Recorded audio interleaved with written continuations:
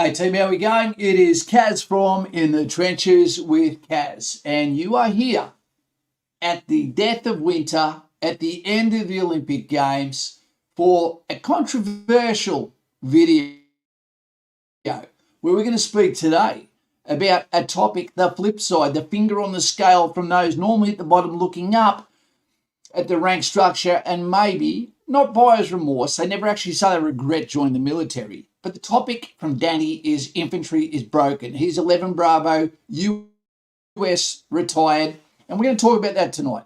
Before we do so, I'd like to introduce all of those from around the world in harm's way, wearing a uniform. Second oldest profession, we're about to talk about that. As a matter of fact, how about I just shut up before I do introductions? And I'll show a video, which is your introduction on what tonight's going to be about before we go into the videos, the reactions, and what your Q&A is going to be. This is the time to follow Robbie Kirk's play and become a member. Become a member of the new name, The Horde. You want to go green? Become part of The Horde. We've got a green face fucker on the screen right now. Okay, team, do it for yourself. Do it for the channel. The only one that really, truly supports you. There for your needs. Army's there for theirs. So let's get on to this, and then what we'll do is we'll extrapolate from the video. You're going to like it. Infantry, is it broken? Don't be a ghost out there. That means leave a comment. If you are the ghost, you're bloody welcome. And if you're going to the School of Infantry and you're a ghost, good luck to you. I hope you're prepared for Thursday. The ghost. And if you're a tranny, if you're a kingy pretending to be a queen, you're welcome here too. Good on you. Here we are. It is Kaz here from the Trenches with Kaz, and I'm here today to say thank you to all of those that have worn the Skippy badge or equivalent, whether that be 11 Bravo, whether it be Semper Fi, our US Marines, whether it be our Canadians, US, British, New Zealand, Western world, volunteers in infantry forces around the world. It's not an easy job, but we are volunteers. And there's so much information that we can front load ourselves with before we take up the oldest profession in the world. Hookers came next. Maybe the baker came before that. The creator of bread. Maybe the candlestick maker too. Who knows? But to those in the skill of arms that have chosen to defend their nation's borders, sometimes against the politics of their value system. You're going to be welcome to a conversation today. You may not agree with everything we say. There might be a lot of emotion attached, especially if you're in a position where you feel like you did your time, did your sweat, got your calluses, saw your brothers come back draped in cloth and feel that you haven't been looked after by your nation, Department of Veteran Affairs equivalent. Totally agree. Totally agree. But there is also many experiences, where people can add to this conversation, and is infantry broken? I say no, it's not. I say there is a heavy expectation burden on those that volunteer to be this professional athlete, as well as that of the unappreciated by the chain of command, where the Teutonic plate between officers and enlisted soldier meet in the centre. The expectation of service. But again, we had a choice on whether we were going to be an officer, a commander, or whether we were going to be a soldier. And we do know from all of the movies, from Hollywood, there is nothing that's tried to glorify it really, that it's not something that you wouldn't expect. Do you really think that when you go into a sporting career, you're going to come out unscathed? Absolutely not. Do you think when you go into infantry, you're going to come out unscathed? I hope you don't think so. Of course you will. Whether it's your back, whether it's your mind, whether it's your relationships, it is a path less trodden. So expect to have fallout, but also expect honour. As Achilles said, that's why no one will remember your name. If you want to live in a time where your back is going to be just to stop being a brickies labourer, being a plumber, being an electrician, whether you're installing air conditioners, whether you be a hooker from OnlyFans, you're going to end up with a bad back. This is a career, but however, where you can come back draped in cloth, lose your life, or ultimately end up living in the blue flame, special forces, for a period of years and then end up living another 80 years with those problems that come therein. There is going to be 100 different angles or 6,400 mils angles that you can come from to skin this sheep, so to speak. So bring your emotion if you want, okay, but also bring constructive criticism that you would in accordance with an AAR after action review, which sustains, improves, and fixes. And put those in comments below. It's important that we discuss this, not just the benefits of infantry, but also the warts that come with it, because you're a goddamn volunteer and you deserve a voice.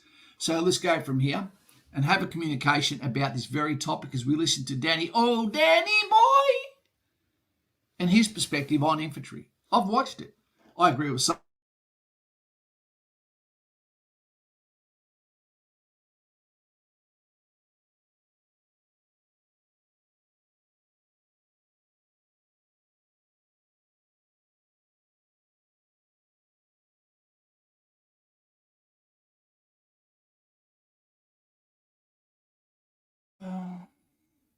Okay, we're back. We're back, as I'd say in New Zealand. Okay, good to have you here. So, team, that was just a quick, hey, how you going? I'll get this off. I'll put this back on. Turnover rate. We'll turn this back a little bit. Okay. Having trouble connecting. Have I said something wrong for the YouTube algorithm? Don't know yet. We'll see. I'll take up these spectacles of wisdom and just let you know that this is a very controversial topic, because you've got people that served in the 50s, 60s, 70s, 80s, 90s, the 2000s, etc., where normally people that come to this sort of video are going to be people that have an axe to grind, who aren't happy with not necessarily the fact that they enlisted, but maybe some components of where they are now. So do we devaluate someone's comment that says this, that, or the other? Absolutely not. Is there massive differences between the US military and the Australian? Absolutely.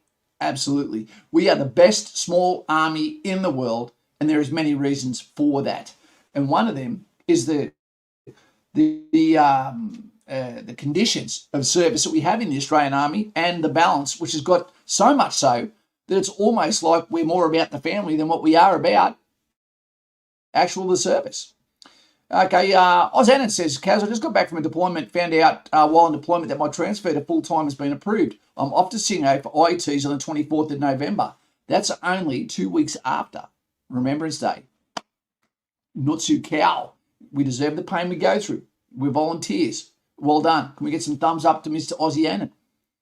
Roger Ramjet, great to have you here, mate, and to everyone that's here, as a matter of fact. We're here to learn. We've got a video that we're about to play, and we'll be going back and forth from there. We've said our welcomes to everyone that's here. Become a member now. Become part of the Green Horde. Watch your name go green in lights there. We've got Zachary Johnson. Sounds like an outboard motor. Hey, Kaz, I'm Capion Platoon. I used to be an instructor for Capion Platoon, and I was in Capion Platoon in 1991. And just got my Skippy badge. Where is he? It just jumped up. Your vids inspired us. Mate, love to hear it. Capion Platoon has marched out. They've got it. Okay, that means they got it on Friday, which means you should be about to march out, yeah? Fantastic. Marching out to Singo on the 25th of April. Also be marching out to Singo on 25th of April, Anzac Day. That's also Kaz's birthday when I hit 54. Awesome. Great to see. Mate, thumbs up to you. You better pass. You just put the pressure on yourself. Zachary Johnson. Let's go. Team, we're going to go and watch this video now. I'll stop this periodically through there because there's Robbie Kirk. Mate, Robbie was the one that named his guys the Horde. You know, he asked, you know, we answered. Dave threw some names out there. He has just gifted 10 memberships, enlisted 10 of you guys. You could say he fucking conscripted you. Conscripted. Now, well done, Robbie Kirk. 10 memberships. So to those guys who've just turned green, you know, you've been enlisted. If you were a lurk and you were there quietly in the background and all of a sudden your name's gone green and highlighted, you know, we all owe thanks to Robbie Kirk. Thank you very much, mate. RK. Right, this one is going to be dedicated to you and the Horde. Welcome to the new members. Thumbs up for them. forced into service by Robbie Kirk. Well done, sir. Robbie, I hope you enjoy this one. Let's take it back to the start. And remember, this is a video from a US ex-serviceman that's also into a bunch of other things. I don't think the army worked out for him. So let's get to it. We'll watch it and we'll extrapolate it. Thumbs up to Robbie Kirk there, team. Johnny Taylor, well done. For those that fell out and stopped watching the video when it went down for a couple of seconds, they probably missed out on a free membership. All right, here we go.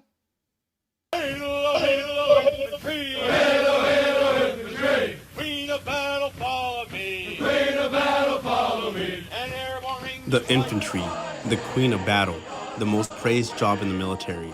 For centuries, infantry soldiers have been the backbone of military might, bearing the brunt of warfare's harshest realities.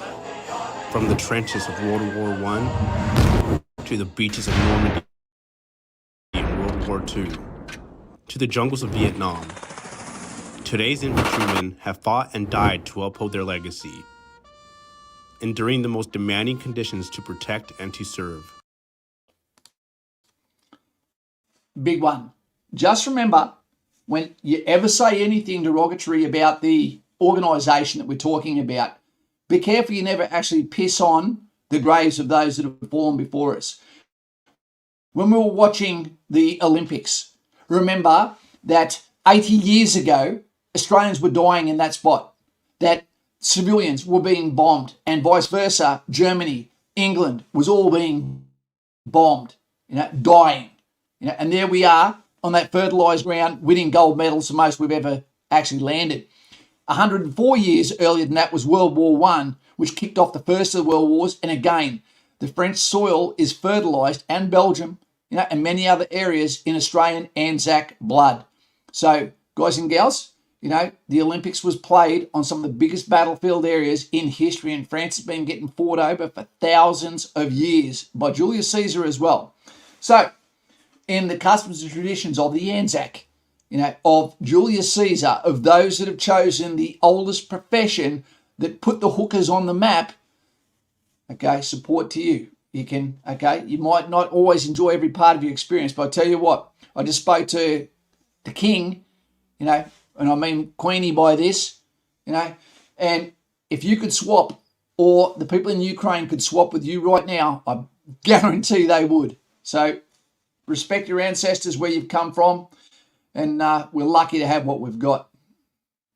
Righto.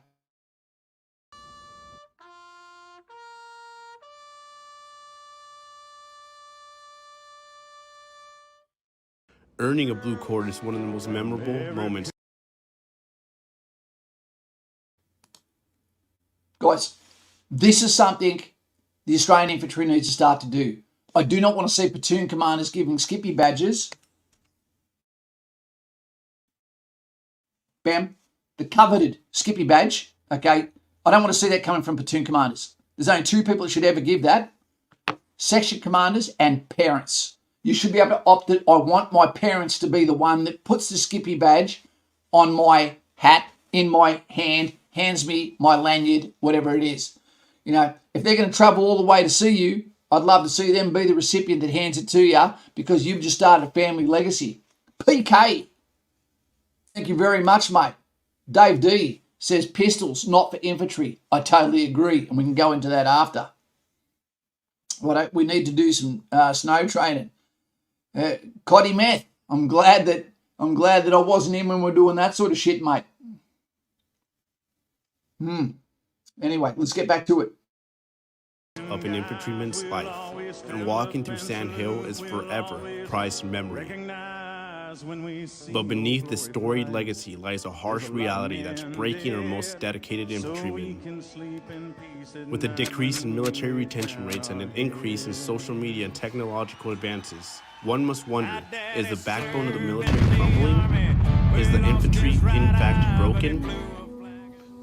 In this video, we're pulling back the curtain on the infantry's hidden cracks and exposing the harsh truths and calling for much needed change. Please allow me to introduce myself. I'm a man of wealth and taste. I want you to take a quick minute and imagine a young, motivated 18-year-old infantryman We'll call him Steve. He's ready to kick ass and take names. Okay, team. This is where we see a lot of not similarities, where we see a lot of differences. When you go to infantry in Australia, we have got one regiment. Okay, they have Marines with infantry there. They call them Marines. Okay, they have their infantry as well. They're 11 Bravos. They've got multiple tiers of special forces. We've got commandos and SASR, with the majority of our recruiting coming from 343 infantry. But your lines are not like this. This looks like a goddamn prison. Okay, so don't do the similarities of what you're seeing here and think this is what happens in Australia. As a matter of fact, my advice to everyone right now, if you are in the US, is get ready, because after next year, you're able to join the Australian Army, infantry, pay and conditions up. Girls will appreciate you, you know. Come on over, you're bloody welcome, you know, as long as you assimilate as well. You know, bring some of that steak, whips and cowboy boots and guns with you, and some fireworks from the back of motorbikes. I'd love that. So don't look at what we're seeing here and think this is exactly what you're going into, okay, when you get to the School of Infantry Australia. It's not. Right? Not that I care. This would be fine as well. He finishes infantry training and goes to his first unit, full of other highly driven individuals and some unmotivated soldiers. Steve is told the unmotivated soldiers are a cancer to be around. His platoon leader, we'll call him Chad, a semi-new platoon leader ready and eager to impress. He has been in the unit for about 3 months. He takes the infantrymen on a 5-mile, grueling 6-minute mile pace run. Steve can handle it, but some of his peers are broken off. The staff sergeants and platoon sergeant are barely hanging on. Their ACLs are practically giving out. The platoon leader, Chad, fresh out of Bolic with fresh legs, is satisfied. He's shown off his speed to his platoon and the commander. But now, imagine doing this over and over and over again. Platoon leaders come and go every 1 to 2 years, sometimes even less. Okay, team, this is true. This bit is true. And this absolutely pisses soldiers off. That the officer forgets his job is to get our respect, not us to get his respect. When he comes in, he's a new motherfucker. Now, the problem with this, or the improve, or the fix for this, is that I believe the lieutenant, we either need to bring back one of two things. One, the first lieutenant, which means 1 bar. We got rid of that for some fucking reason.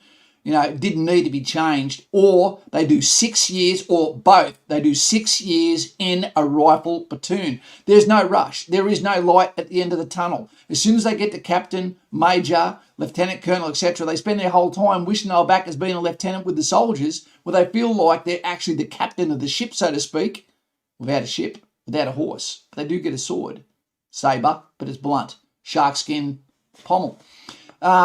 But when they come in and they try to make a name for himself, you need a good platoon sergeant that's not trying to run the ship, but lets him know, hey, don't give a fuck if you want to join Special Forces. Okay, don't take that out on the soldiers. They were doing this for years before you turned up. You know, these are the guys that go out and climb the hills while you're in the centre with a SIG, Radar O'Reilly, getting coffee made for you, you know, and then getting bored and then want to get involved. That's not your job. You're a planner. Let the soldiers do their job. Let the section commanders lead their sections. Okay, platoon commander, go and do your own PT. You know, but then have competitions for us potentially where we compete against each other and give us rewards.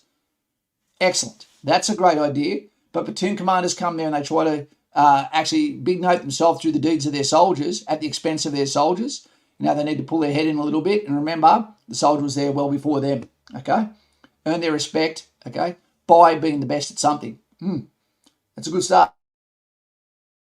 Each new platoon leader comes in with something to prove, leading to repeated death runs and relentless physical demands. Eventually, this young, motivated 18-year-old becomes a broken-down 23-year-old.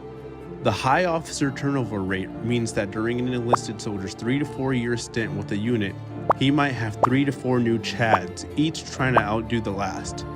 For every one Steve, it's 4 Chads per duty station, all competing on who can out-Chad who. This cycle continues, breaking down the very soldiers who are supposed to be the backbone of the infantry. Chads with something to prove.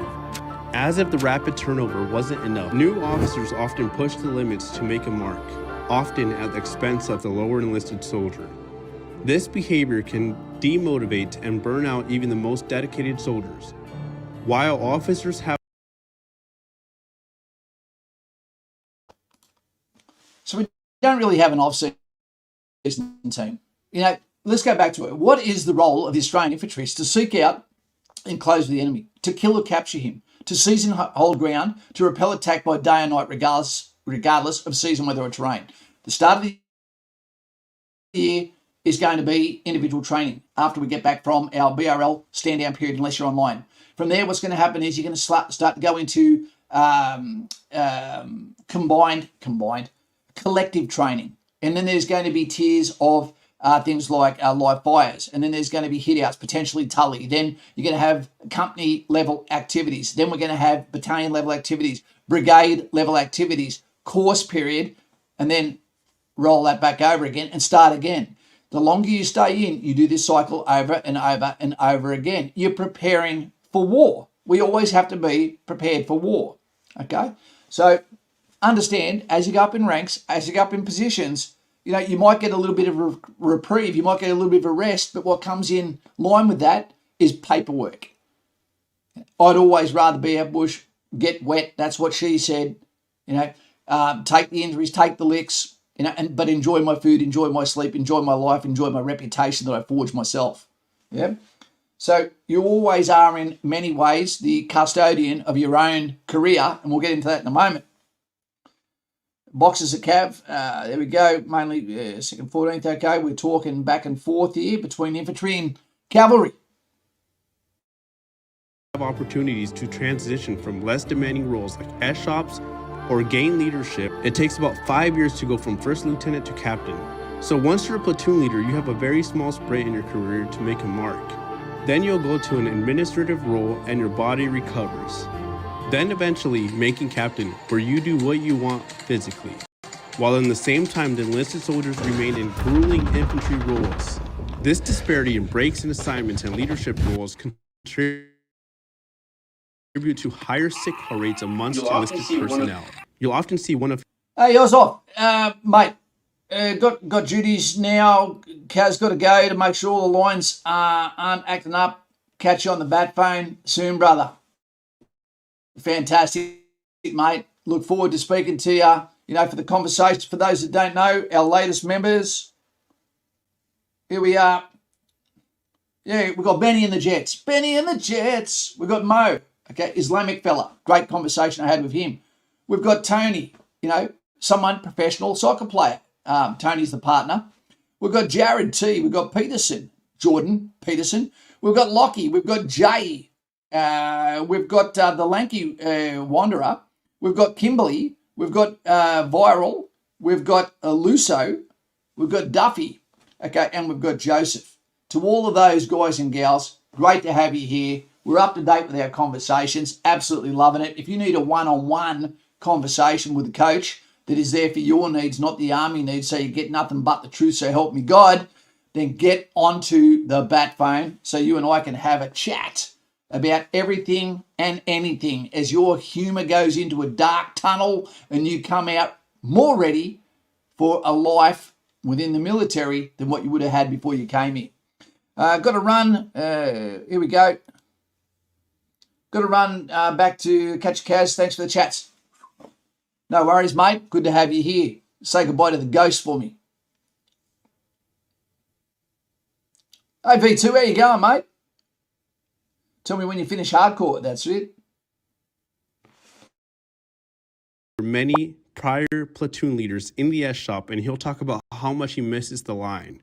You have had 0 breaks to let your body recover, and deep down you envy him. You envy the fact that he hasn't had 4 training events in the last month, or the fact that your lower back has been hurting from the 7-mile death ruck that you had this morning with your brand new platoon leader. Then you say to him, yeah, we miss you too, sir. There needs to be a way for enlisted to benefit from the same level of breaks officers usually get. Sure, enlisted can also go on a staff role, but that's quite hard and few and far in between. But there should be programs in play that make it easy for an infantryman to not necessarily change their MOS, but get some much needed time off. I say once you hit 4 years in the line, there should be a mandatory allotment for a relocation into any other MOS or a role that's available.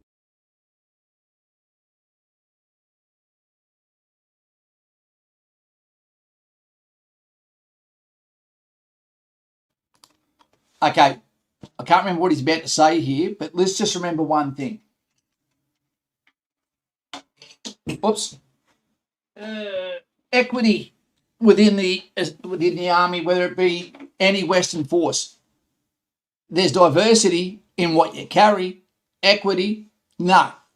No two people are going to have, okay, the same, what would you say, conditions of service. You chose what MOS you were going to go to, okay?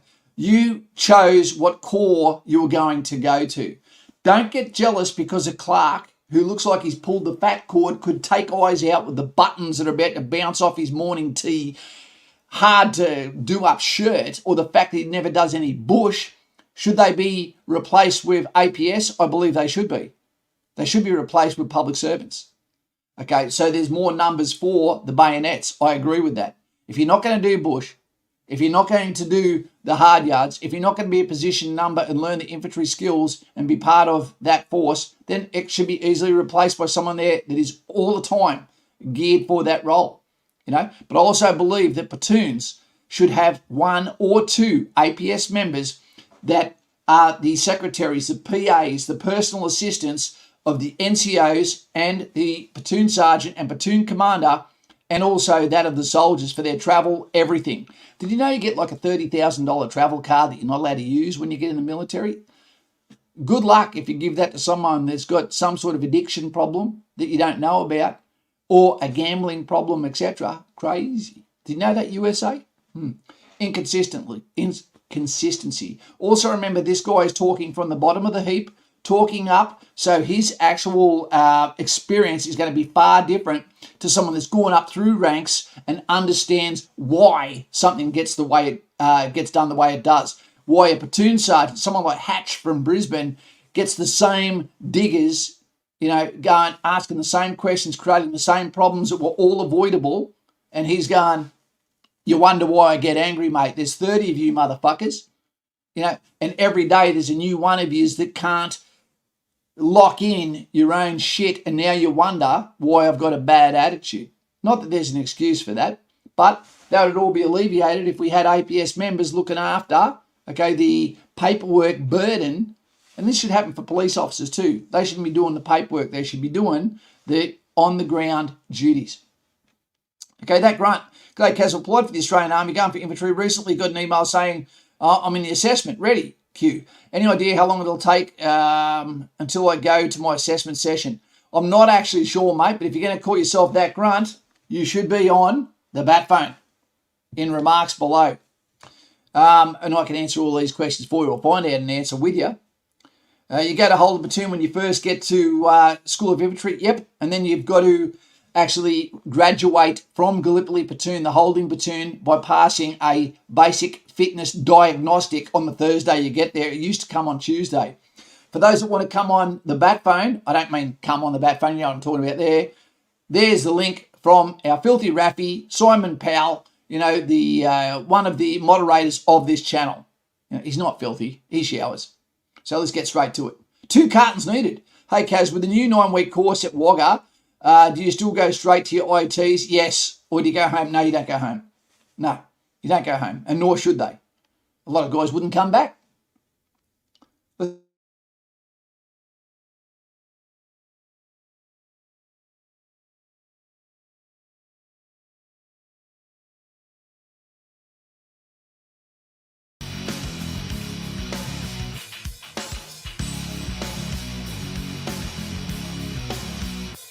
All those Saturdays when kids go out and play, yo, I was up in my room, I left the stereo play. Wasn't faded, not jaded, just a kid with a pad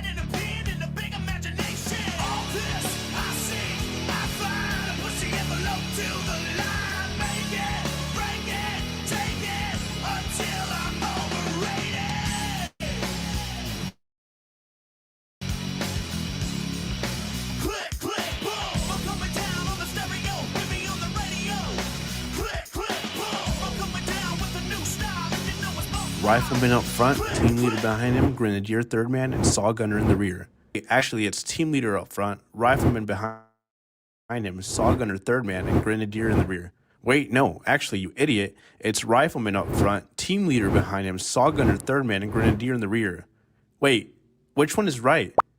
It doesn't matter, because every single new leader you get is going to tell you a different thing. And you know what? Another reason why it doesn't matter is because when you're in fighting in built-up areas, Fibua, you're not going to be in a formation within your four-man brick. It's going to continually change as you clear buildings, either 2 or 4 in a brick, or more as you go into those locations. So, yeah, it's a little bit disingenuous here. The platoon commander's not going to tell you about this. He's talking about SOPs now, the deconfliction between section commanders, tactics, standing operating procedures, okay, and that of the platoon commander's telling you he wants it done this way. Okay, platoon commander should tell you the effect, clear that building, okay, building blue 32, okay, come in from white side, or whatever it is, green side, NATO building markers or the numbers they decide to go through. And then from there, the section commander will decide who stacks first. But it should never be, okay, a machine gun or a light machine gun, a Minimi, okay, at the front, or a Maximi or a Mag 58, etc. Yeah, and don't use the door; it becomes a fatal funnel. That's a quick way to end up dead. And that's what brings us to the next point: inconsistent leadership and philosophy. Generals gathered in their masses, just like witches at black The lack of stability is pretty detrimental. As a team leader, it almost feels impossible to build a relationship with your men. At least one gets rotated out almost monthly. You spend so much time going over classes, rehearsals, caring for specific soldiers, only for Steve 1 to get rotated out by Steve 2.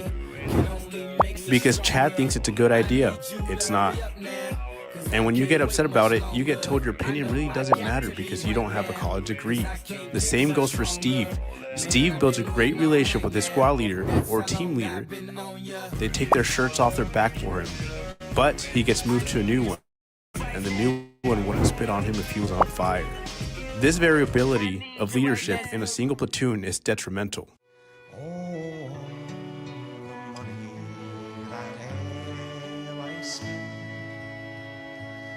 I spend it in good company.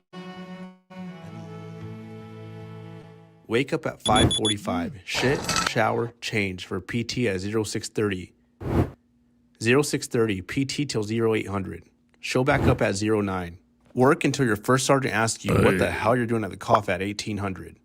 Get ready for a training event in 2 weeks. Layouts, and more layouts. Go to the field for 1 to 2 weeks at a time. Maybe a few months. Deploy. Do it all over again. While Specialist Carter for S1 is getting paid the same as you with fewer hours. I get it. We signed up for the infantry. All Steves are young 18-year-olds ready to do more for our country.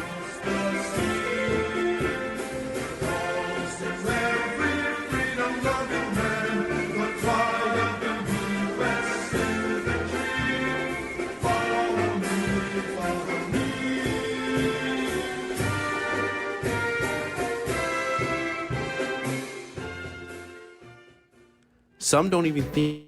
I've met guys that have joined the infantry that don't even know that they are getting paid. But with maturity comes knowledge, and with knowledge you start. Let's go back for 2 seconds. What he just said there, he didn't realise pertains to him as well. Okay. With age, with time comes knowledge. I believe this guy, Danny, got out of the military before he'd been in long enough to understand the process properly. I've worked the American soldiers extensively, whether it be on operations, okay, or whether it be in training or whether it be in exchanges. Yep. The more time you've done in the military, the more the process makes sense to you. That is a fact of the matter. You become better at doing things. You use less energy to get the same job done. You understand the pressures on the platoon commander and why he's doing what he's doing. You understand the pressures on the section commander, which means the platoon sergeant can resolve the conflicts that happen between the alpha male commanders within the actual platoon itself. And every problem a soldier has, chances are the platoon sergeant is also in a position that he's married, got kids, had a divorce, etc., and can help you with those problems so you don't make the same mistake as himself. The pay, in Australia, you get paid very goddamn well. Someone was saying before the field pay is now $100. Incredible. On top of your normal wages. When you go on operations, tax-free. Free medical, free dental.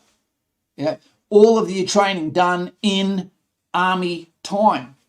We're going to do a video soon on why is it that, people in Australia especially want to train all of their life in the civilian world at gyms but never compete a fucking day of their life.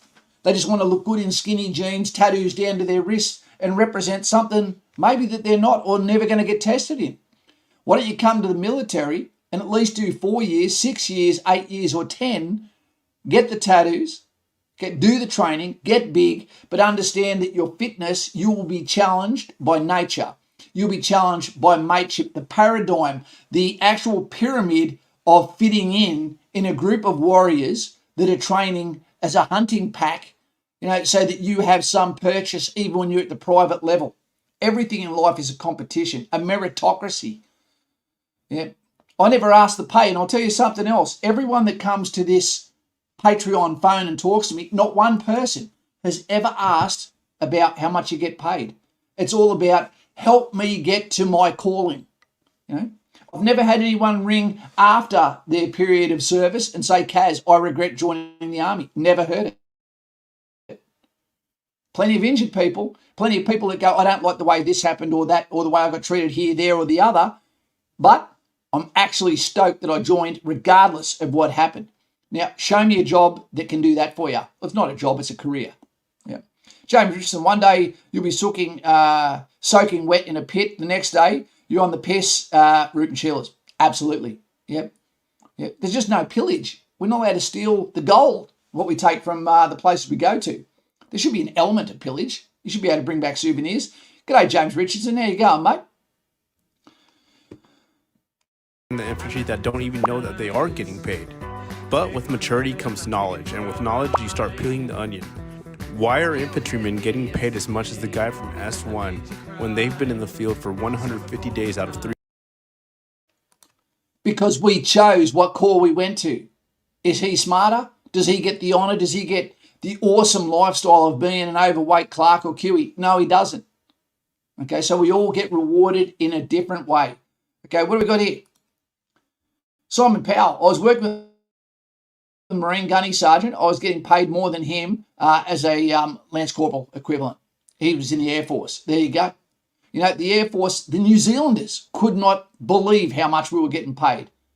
I was even told, don't tell them how much you're getting paid when I was exchanged with the 2nd 1st Battalion, Royal New Zealand Infantry Regiment.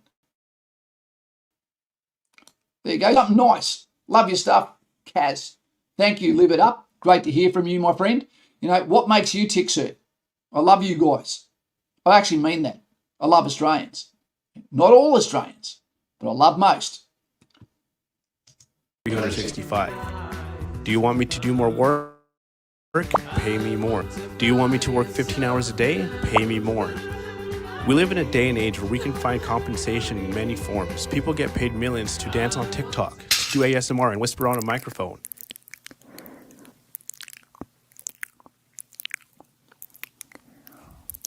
As infantrymen, it doesn't seem that ridiculous to ask for an increase in pay. It doesn't have to be completely off the wall from the base military pay, but even paratroopers. You know what? One of the things they don't explain here is the benefits that a platoon sergeant, platoon commander, can act, or section commander can actually give you. There's time off.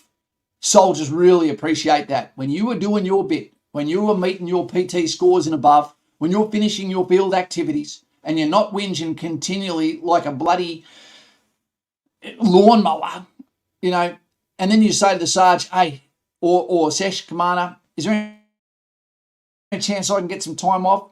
No problems. There was times with soldiers I'd go up to them and go, hey, mate, when was the last time you had some time off with your missus?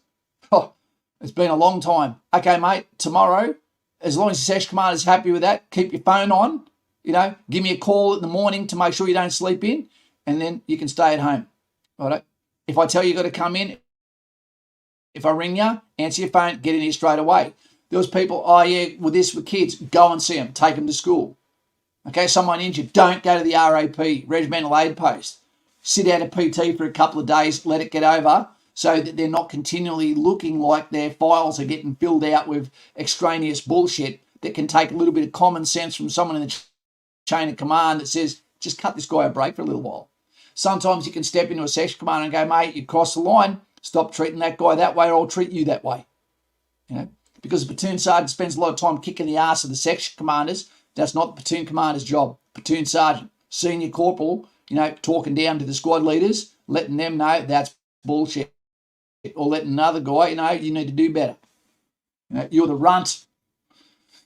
Okay, highest rank, you got 2Ks. Qualified infantry warrant officer, but sergeant, mate. There's a guy out there, I won't mention his name, but when I was getting ready to do my last course before my ulcerative colitis anal disease, came out, I pushed that away to him. His first name, Ted, I won't let you know what his last name is. He wanted money more. He wanted paperwork more. I wanted to be around the soldiers. So I got what I wanted. He got what he wanted. And I still believe that platoon sergeant is one of the best jobs in the military. Still working with soldiers, okay, but not doing a lot of the paperwork. Well, you shouldn't be. For those trying to get in and going as ready as you can be, I'm 54, doing 40 push-ups, 100 sit-ups, and the 2.4 run in what time? In what time? I recommend that everyone should be able to do at least 50 push-ups, everyone. Being a pogue, someone who's support corps, there's no excuse for you not to be fit as fuck either, because one day you might be carrying a stretcher, you might be carrying an injured soldier, someone within the golden hour, someone whose life might be, in a position where they might be about to lose it. You don't want to know that your weak forearms that were only strong when it came to scoff and donuts, because you didn't think you had to do it because you weren't infantry, artillery, cavalry, armoured corps, etc., engineers. You need to be able to do it. Everyone needs to be able to be reliable, and also own their own abilities. Solar energy enlistment next week. Anything else I should try? Anything else I should try and learn before I go? No, mate, just be open to the process.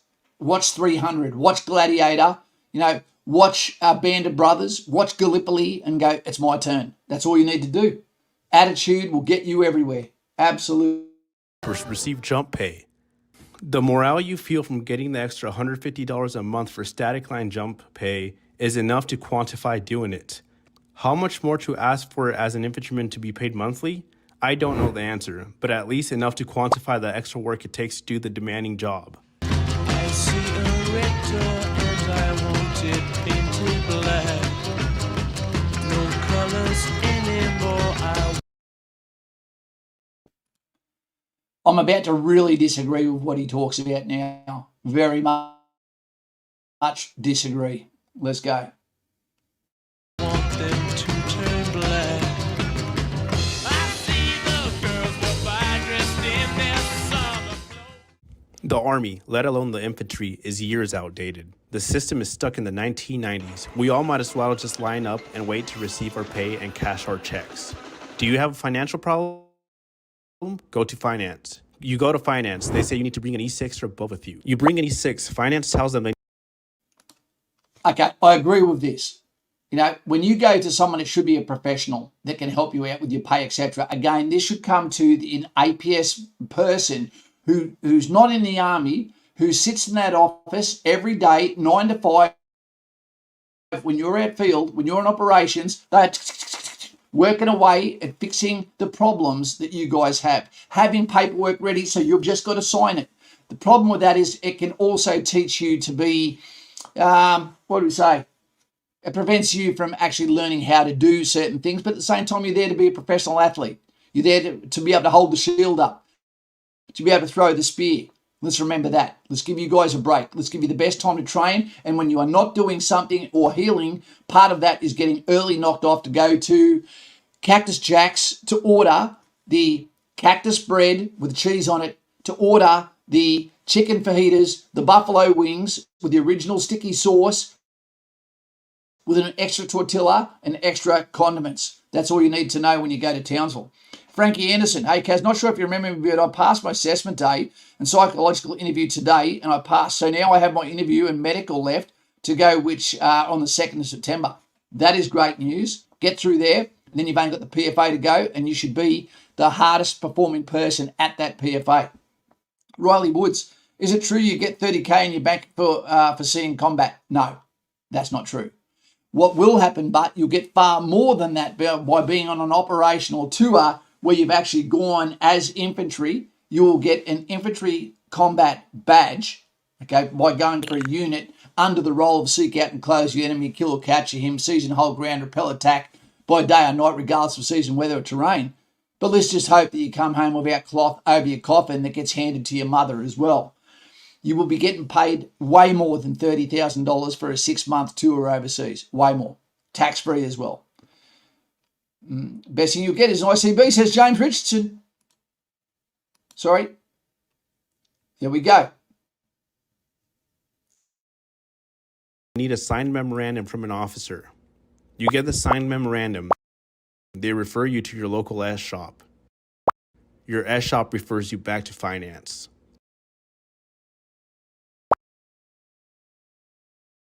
Exactly high. Do you have a PT test? Yeah, I bet you didn't know either. Good luck preparing. It's tomorrow. Do you have...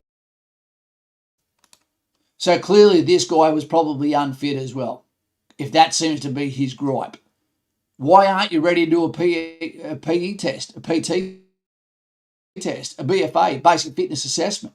You should always be ready to do that. And if you're not, there is also a vetting period before that where someone like me who runs the fitness test actually screens you and says, do you have any injuries or ailments to prevent you from giving your best effort today?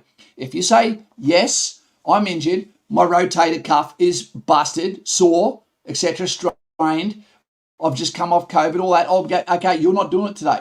Your platoon staff says, yes, he is. I can say, no, he's not. Okay. a promotion board? Yeah, I bet you didn't know either. Good luck preparing. It's in 3 days. Exactly high. You want to take leave? Excellent. We have holiday block leave from June 16th through June 28th. Oh, you want a different day? Good luck. The right is only reserved for officers and senior. You're sick-broken? Nice, you have TRICARE. Except for you need to be seen by your medic. Only medic has specific orders from the PA that there's field events in 2 months. Okay, I'm going to quickly answer this one. Dylan, he says, hey, Kaz, when I finish Singer, I'll be 17 still and sent to 6R. Do you know if I'll be able to transfer to another regiment? Get your facts right, mate. You've got to be able to speak the talk, mate. Your battalion you're talking about. Okay, you don't have to worry about that. You'll get sent to the battalion you deserve to go to. If you're underperforming, if you're underfit, if you're not accepted by your peers, you'll go where the army sends you and there will be no questions entered into it. If you perform well and you turn up well and your mates love your teamwork and your section commanders identify how well you performed because you turned up ready, because you actually came to in the trenches with Kaz and said, help me get there, former instructor, then you will get what you want. Right?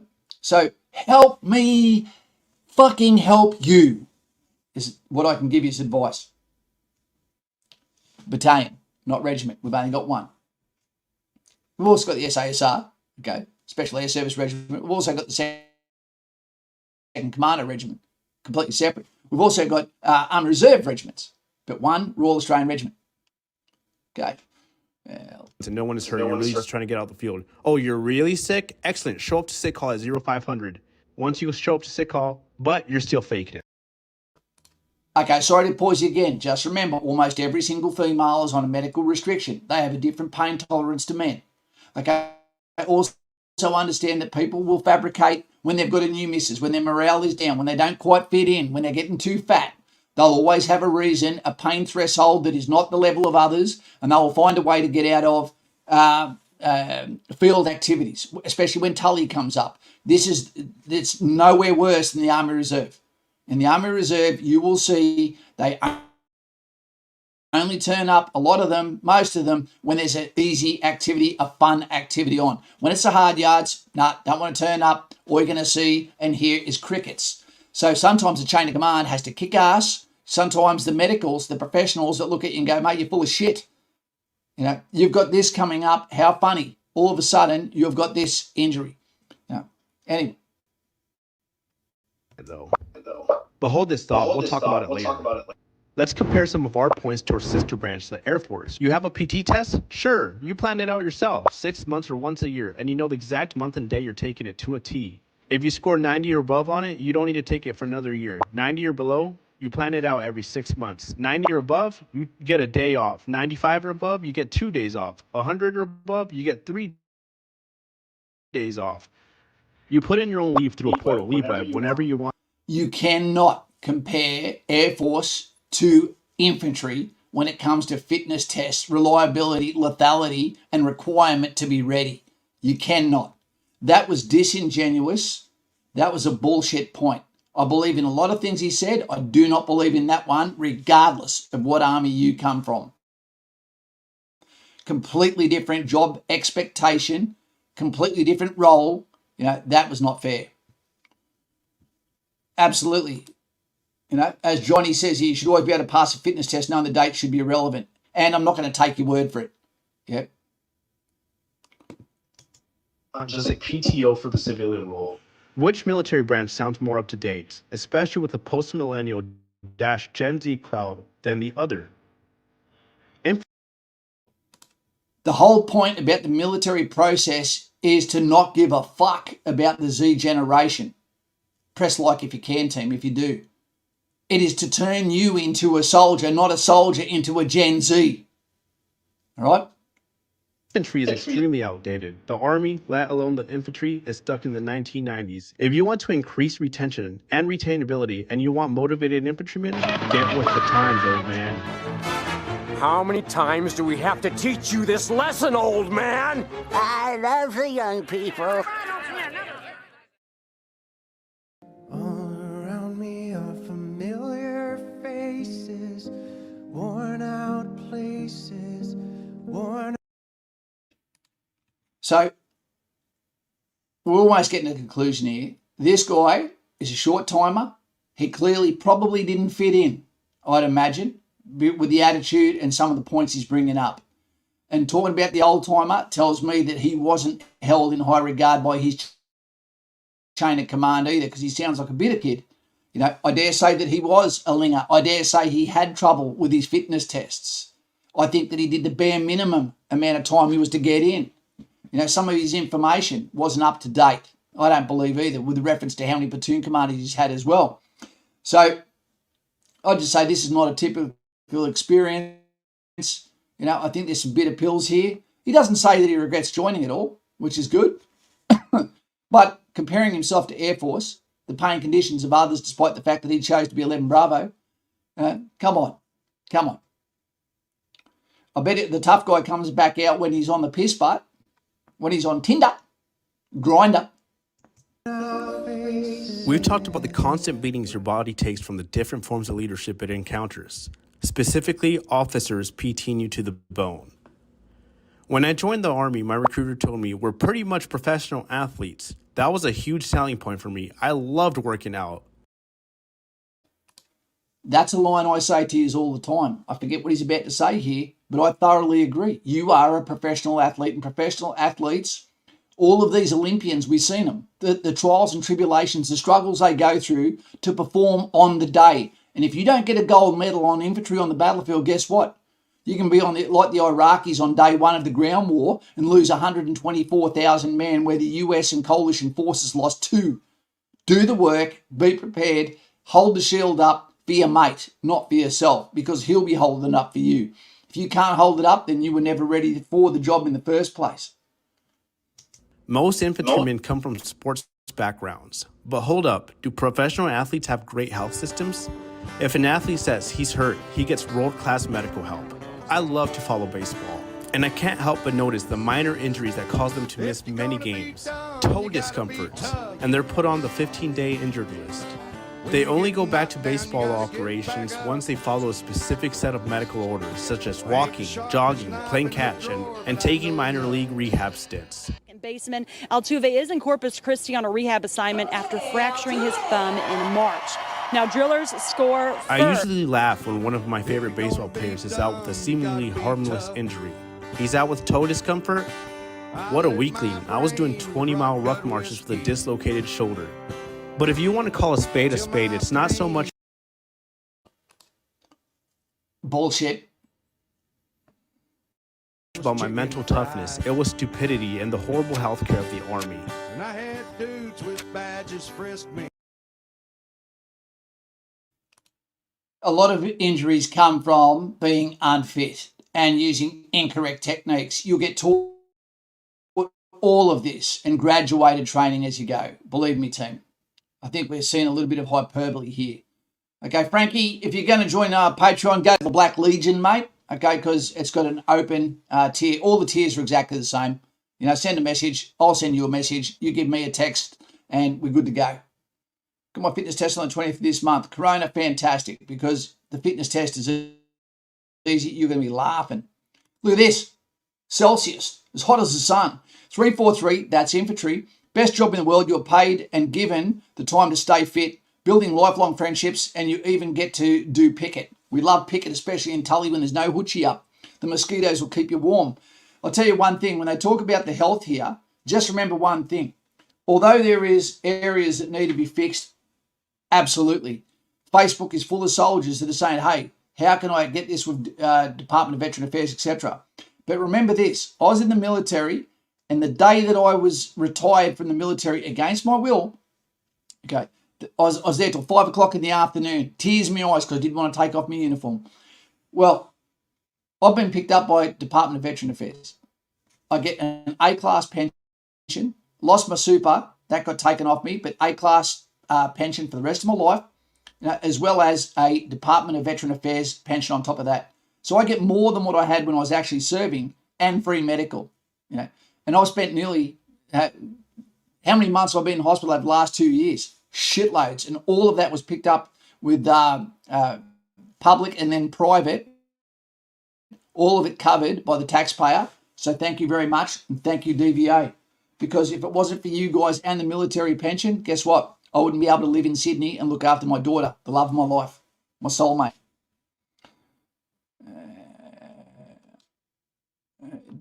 So they do picket during Kapuka. Yeah, you will. You'll do a rough picket in Kapuka. That's a machine gun picket team in the middle of the night. You're required to do it to look after your buddies while they sleep. Dave says, picket is my third favourite thing behind pack explosions and piss test day. The pack explosion, you don't want that team. Teach me how to swallow pride. I took advice no fool would take. Professional sports have doctors protecting athletes from themselves. No, you're going to sit this game out. Your shoulder must heal. You're a $25 million investment. A trained infantryman is worth about $60,000. While we're not worth millions, we're still a pricey investment. If you try to persuade soldiers to join the infantry, enticing us with you're basically a professional athlete, then reap what you sow. We don't expect the same healthcare that the New York Yankees athletes, but we do expect to be listened to when we have injuries. I can't tell you how many times I've seen hidden injuries, soldiers dealing with them, or not getting treated for fear of being scrutinized and judged. This goes for mental health as well.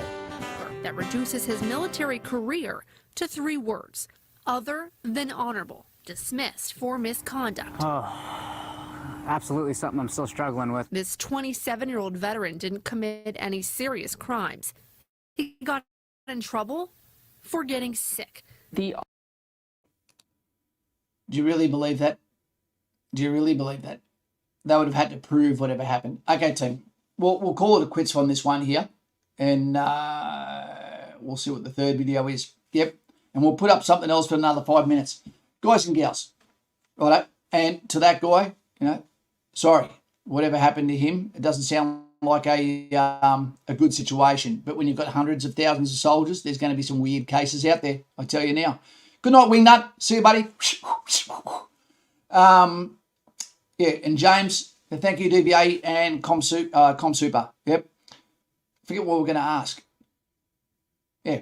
Guys, if we listened to every person that was trying to get out of something, you wouldn't have anyone out in the field. At the end of the day, when you're an infantry soldier or a soldier, an airman or a sailor, there's a good chance you're going to be sore at any given point of the time. Always a niggling injury. That's why when we come back from field, you give soldiers time off. Do PT in the pool instead of just going for runs and more resistance training. Yep. Give yourself time to heal. How many of you guys out there already as civilians overtrain the same activities all the time? And don't give yourself a break because you're addicted to the gains. I get it. You need to get into calisthenics and less into actual power, and hypertrophy, just getting that body shaping. You don't see Olympians that are going for the marathon actually going and doing bench press to get ready for the marathon. Calisthenics, and keeping himself light and tight and ready to go. We're going to stay robust. And remember, train smart. Don't train for the sake of training. That is true, Dave. And we've got the crispy bacon. Okay, I just want to thank you for the helpful information about Kapuka and Singo. Going into a session at Singo next Monday. Awesome videos and insights. I'm here with you, mate. And as a former instructor multiple times at the School of Infantry, it's all a mind game. Get down to Newcastle. Look at other people's pretty girls, that you don't have to pay for on the weekends. Go and look at the beautiful beaches. Go down and eat some of the lovely food down there. Get on the ferry, go over to Stockton. That's where I'm from, right? There's some beautiful places down there. You need to relax. You need to form a team. Have a sense of humour. Laugh with your buddies. Make a bond. And remember, this is what it's all about. Let's go to the next one. Well, mate, this morning we did. Remember, this is what you're training for. This is what you're putting your name down. You're volunteering for. 2nd Battalion. Let's go. A battle group attack on a suspected enemy combat team position, which is part of the enemy main defensive position. There was 3 sequential battle group attacks scheduled. We were the second one after battle group Eagle came through, and then battle group Coral finished after us. So look, it was a great way to finish the exercise on a high. Today, for the culminating activity of Talisman Sabre, it was a battle group activity where United States Marine Corps Lima Company was attached to RAR, and they played a relatively pivotal part in a battle group attack over a hillside complex. We started moving about 2200 last night. It's 1320 right now, and we haven't stopped. So yeah, it gets tough, but it's no problem.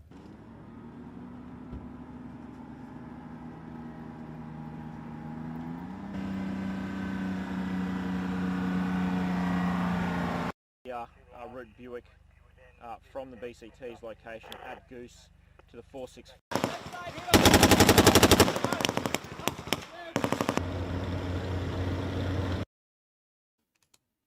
So team, at the end of the day, do you want to be on a train with a laptop on your lap, despite the fact that you go to the gym twice a day in your own time, so you only ever see dark, and trains and public transport, getting paid a lot for what? To try and meet a girl online because you never actually meet girls in the wild with a pheromone exchange? Or do you want to do this? Be in an armoured vehicle, fire a minigun, be with USMC, be on planes, train for war, train during work time, get paid very goddamn well, living in a house like a professional athlete from the NRL. All of this is yours. Just join the military, do it for 4 years and make a command decision at the end of that. You'll know what you want to do with your life after that.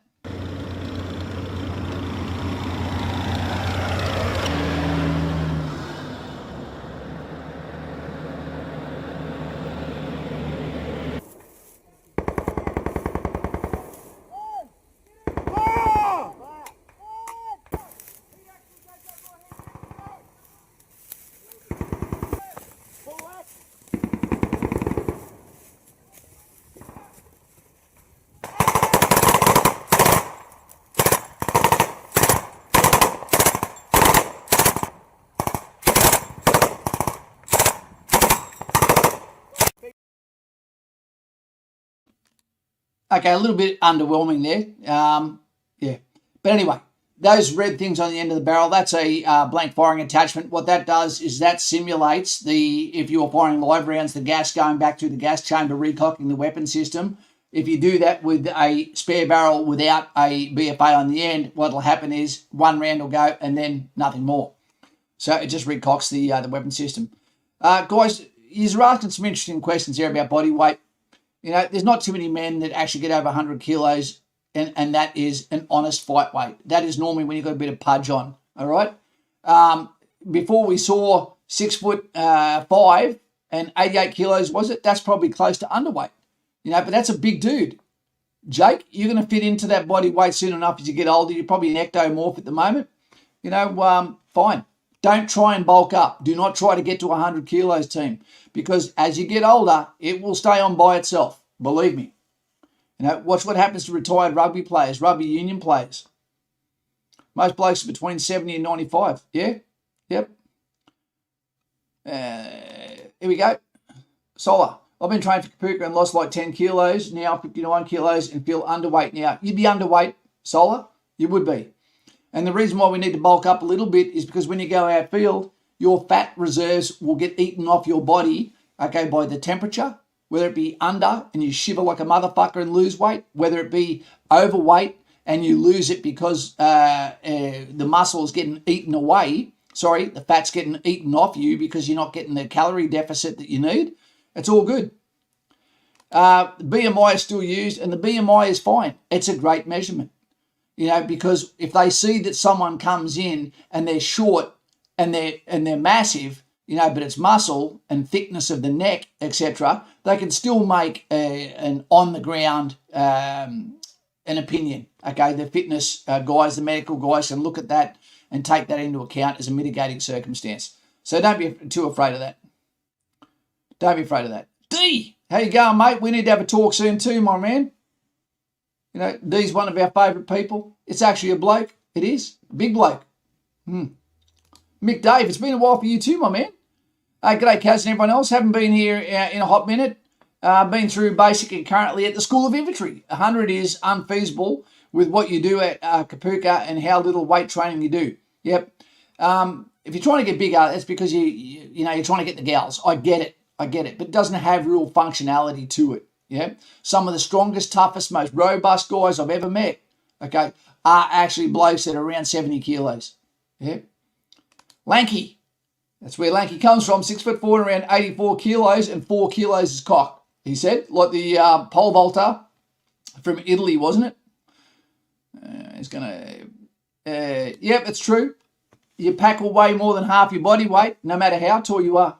That's it. Look at Mark Donaldson, one of the hardest men you'll ever meet. If you're training hard and your weight is going up or down, look at your diet and fueling.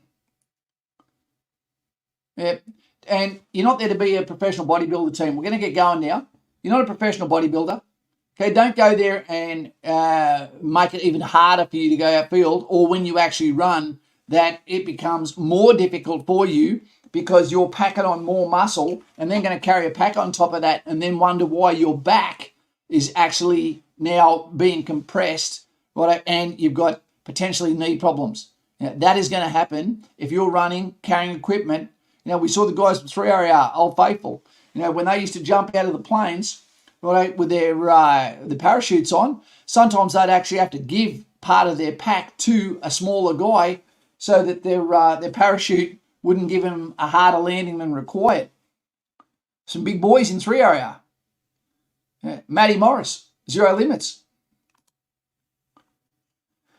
My offspring is 2 years in and out in shoulder water for a month. I keep telling my soldier that 8, 10, 12 old self would be so impressed with where he is and what he's doing today. Absolutely. You know, the utmost pride and respect for those that service. Does it make us good guys? Not necessarily.